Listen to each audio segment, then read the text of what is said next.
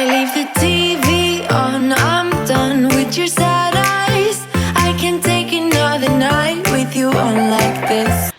Hi guys, welcome back to my channel. I hope you guys are keeping safe, keeping warm. It's getting colder now. Flu season is here with us, and with everything else that's happening, I'm just hoping that all of you are doing your best to make sure that you're taking extra precautions to stay safe. So today's video is very different. So one of you requested, or I've been getting quite a few requests from people who are in the law practice to just speak about my career, and there's been so many questions about what I do and all that jazz. So if you don't already know, I am actually a lawyer. Lawyers never let you forget that. I am an advocate, not just a lawyer. There's a difference. And I can practice law if I choose to, however I do not. Now this is important to state in the beginning, just because I want to take you back through my journey, and I know some of you might be considering making a career change and they don't know where to start. So let's do this. If you haven't already, please subscribe. I normally create content or around home decor and millennial home decor, but today I guess we also get to talk about some real life stuff, like home decor is in real life. Yeah, so where do I start? So I joined law school back in the days, a little 10 years ago actually, this year, and I was very excited. For me, law was one of those things that I wanted to do from a young age, and yes, it also has to do, it has something to do with the fact that I'm very bad at math. Yeah, but what happened is, during the post-election violence, one of my aunts was actually on TV as a representative of UNHCR, that's the United Nations High Commissioner for Refugees. I was stuck in Uganda at the time for a bit, so just before we managed to come back, and she was talking about managing Ugandan refugees or Kenyan refugees, sorry, on the Ugandan side during the post-election violence. And I don't know, I just felt sort of inspired to become a humanitarian lawyer in particular. There's other areas of law that you could go into, and we'll come and talk about that a bit later, but that was it for me. That's why I joined the law program. So I did pass my exams, but I was actually called to take economics and stat, econ and stat. If you did econ and stat in KU, I'd probably have been your classmate, but I also would probably have failed terribly because math. So I ended up going to UN and taking law instead. That was a journey, I'll say that, because I started off very excited, very enthusiastic, loving my career, or loving, sorry, my path, being challenged obviously along the way. And that was crazy because I didn't expect it to be hard. I didn't expect it to be easy, but I also didn't expect some of it to be as hard as it was. When I went to law school, I'd had a stint at Strathmore as well.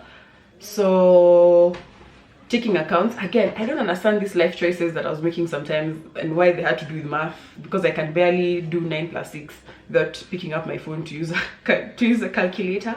But I had a stint at Strathmore for a bit, and my experience at Strathmore kind of made me feel like I know what my uni experience is going to be like. If you've gone to private uni, it's very different from public uni. First of all, at Strathmore we had they used to take attendance every day. You could not be late to lessons, so it was more like we were just coming from secondary school into part 2. I didn't like that. That's not the type of place, at least for me, and in that point in my time, it wasn't really suitable. Strathmore is a great school. Both my siblings have gone through and finished their schooling at Strathmore, and I've been back to Strathmore for some, little programs and that, but then it just wasn't for me. Again, the dress code as well, like there's just a phase in your life that you kind of need to explore, and I wasn't getting it. And this was around the time that the superhighway was being built, so getting to class every day was a proper hassle. So when I joined UN, the first thing I did, against my mom's every being was book a hostel. Like I just found a hostel and went back home and told her, Mom, this is it, this is how much it is. Are we doing this? I'm not commuting. I just made it clear from the beginning, I'm not commuting. And then I did my study stuff. It was fun. And then along the way, must have been in second year, so that was 2011 when I launched my blog. It was called Pisces 22 on Blogspot. Shout out if you are from all the way back then, and if you knew me back then when taking photos was just what? It was a hurdle. My goodness, I didn't even have the right, like, a camera phone. I didn't even understand how I had a blog with such, I think. So what used to happen is I used to take photos on my digital camera and then transfer them to my laptop, because I happened to get a laptop as part of the around the time, I feel like around the time we were joining uni, it became compulsory for you to get it kind of became compulsory for you to get a laptop, and there were programs, I think by the Ministry of Education or someone, that was giving out people laptops at a budget, or university students at a budget.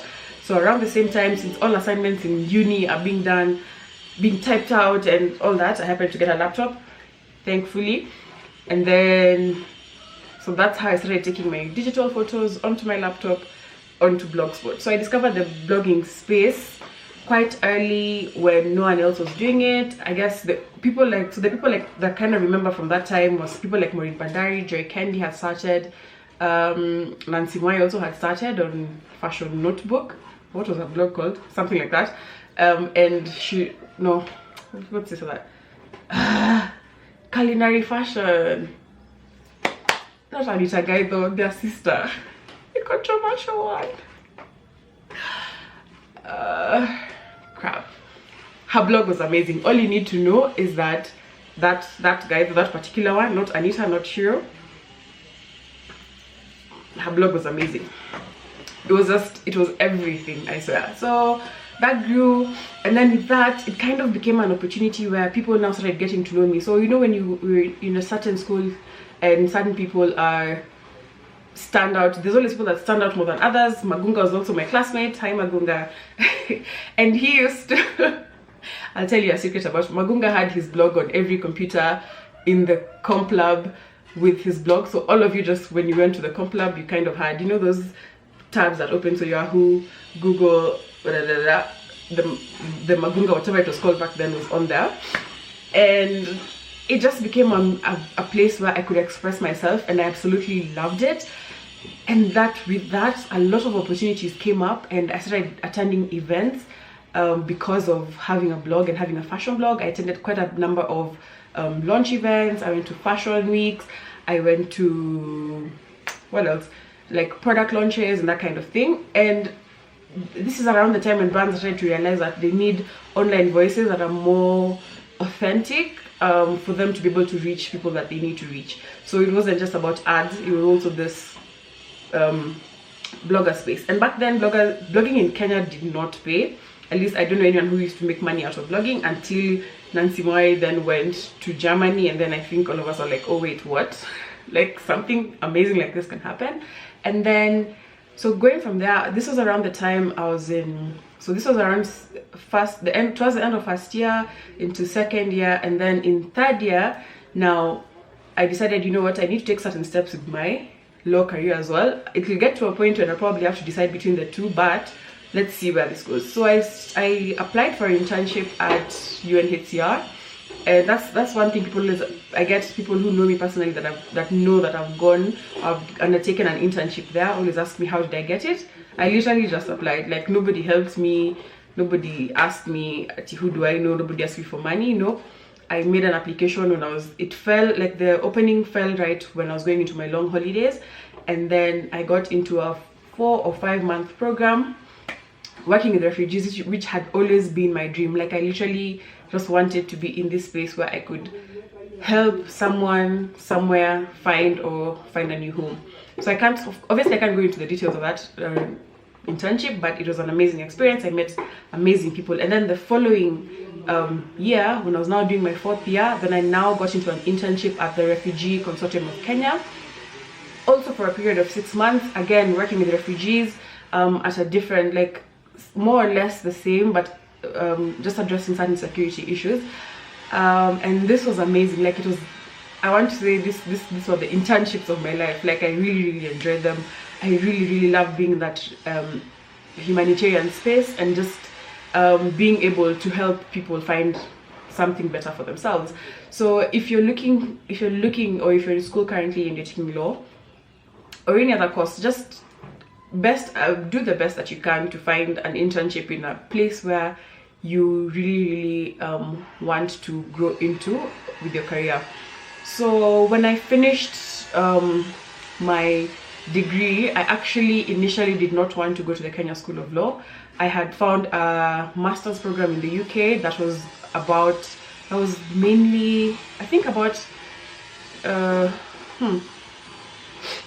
forced migration. I think it was a master's on forced migration, but my dad refused adamantly. He just said, nope, this is not happening. You're going to KSL, you go and take a master's in your own time. And while in the time I felt really bad, I'm really grateful that I actually went his way, because it meant that I got to stay in the country, go to KSL, finish that process, and just finish the whole process of becoming a lawyer during the time in clinicals, and moving on and doing whatever I needed to do in order for me to get where I am today. So when I look at it, when I look back at it, sometimes I'm like, had I taken a path in forced migration, I'd probably be somewhere at an office in a refugee camp, or I don't know, maybe in Kenya, maybe not in Kenya, but addressing refugee issues, which is very satisfying. If you ask me, helping other humans is something I am absolutely passionate about. And for me, I guess I'd still want to go back to a place where I'm actually advocating for refugees and displaced persons.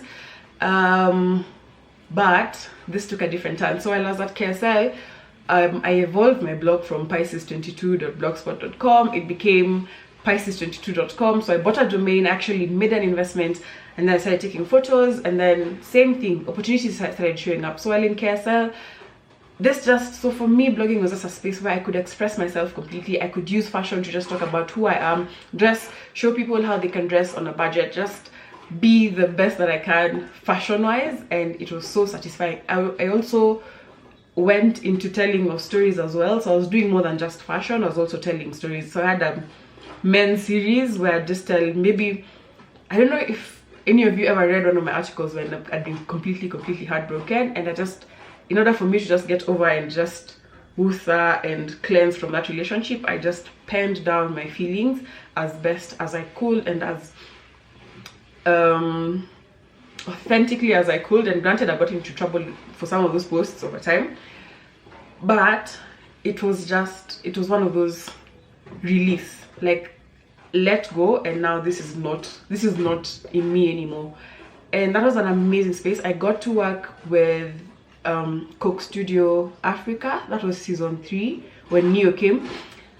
Yo, that was exciting. I met so many people, I made so many friends, and that was just an exhilarating experience. Like, I can actually, like, writing can take me somewhere. And around the same time, I started figuring out reading more into trends. I was looking at YouTube at the time. This was in 2015. I was looking at YouTube potentially, but then I really struggled just getting or learning to edit videos in the beginning, and so that kind of delayed my journey in YouTube. But I was very interested. I was consuming quite a bit of content, and then there was also this, just the exposure, the excitement that I'm going from working on a project that's about music to working with Deacons on their campaign, their winter campaign, or working with Vivo on a completely different, it was exciting for me. Moving from this to that made me realize there's something here, something I could potentially look at. And I just want to point to the fact that I actually managed, or I don't know if I managed, but I juggled quite a bit of stuff, which I'm coming to realize now later that is something about me that I like. doing quite a bit of dabbling in different things at the same time keeps me exciting, keeps my mind just awake and alive, and I feel like I have the will to live, because there are some days when I stick to the same thing, it sort of becomes mundane. So while I was doing all this, I was just learning how to kind of how to balance. So you have your blog that is a completely different site, and how to work this and leverage on social media to get more traffic towards your blog and more people to talk about the things that you want to talk about on your blog. And this just enabled me to pick up a skill. So immediately after KSL, I now went into my clinicals, which is a compulsory 6-month program we take when after you've gone through KSL and you want to go into practice. So in this job, like, this was the most, I want to say, not the most trying, but it was like, guys, it really, I was really stretched in terms of the things I used to do, because I was doing legal stuff, which is what I've gone to school for. So there's a lot of client stuff, there's a lot of drafting, there's a lot of carrying files and going to court. Guys, if you see those clerks or whoever crossing across, you know, that car park, there's 2 parts. There's GPO going up across Uhuru Park up towards Milimani. There's that, if you're going, so there's 2 parts. So there's GPO, and then there's the other one, the side of Ajip House, and everyone is just walking with files as big like this huge, and they're just talking very, very seriously, sweating in suits, and they're just not talking to anyone. These are probably lawyers, guys. They're probably either lawyers, clerks, or pupils. That's what they used to call us. So I did my pupillage, and then kind of became a legal assistant at the same law firm I was working.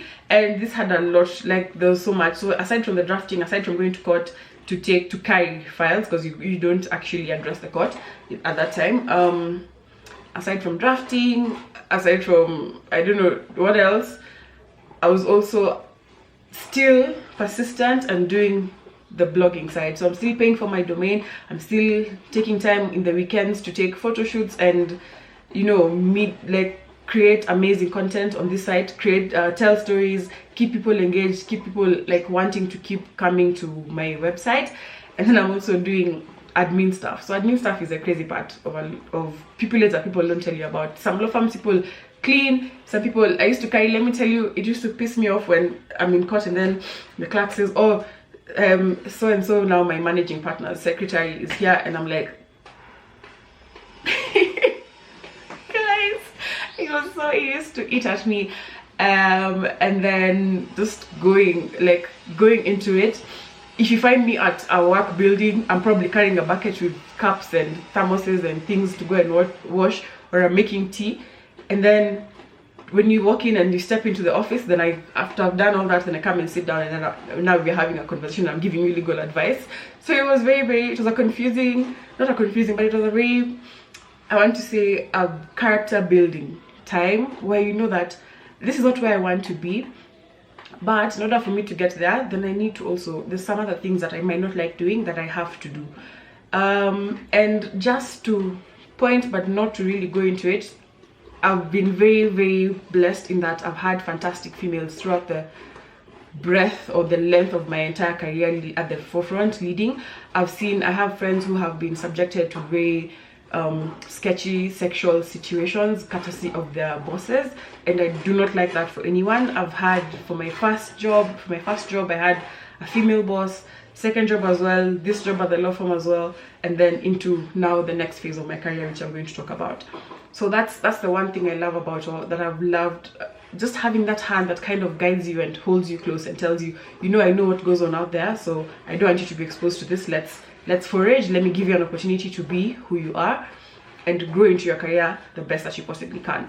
So I did that for about a year and a year plus. So that was like all of 2016, and then into 2017, somewhere around March, I just woke up and decided, well, let me not March, but around January, I started feeling like there's something that I'm missing.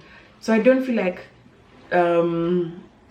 obviously I'd been applying for jobs in the humanitarian sector, but then it started to feel like, at this point, what value would I be bringing? Do I just want to go and sit at a desk, process people, they come? Like, is there an end to this solution? Like, is there a progression to this? And where do I sit in that progression?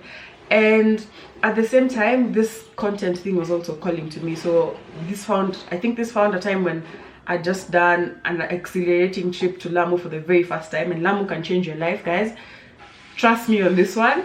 And I was just feeling like I need something different, something with more challenges, something just still within my line of skills and expertise, but then giving me a different environment. So around this time, when I just come back, I took a break. So I quit at the law firm where I was working, and this was a difficult decision, because it's like you're going somewhere every day, you have purpose every day too. At that time, I actually had wanted to be a full-time content creator, but then I was like, I don't even have a camera, I don't even have a good phone. Like, how am I investing in this content creation? So I told myself, let me sit, apply for a few jobs, maybe do an internship, get the money to buy a camera, and then I'll look at potentially working content creation full-time. Now, as much as I was doing content creation full-time, in the breadth of some of this career, I also did a bunch of writing, academic writing. I think we all at some point dabble in that and make our money off of that.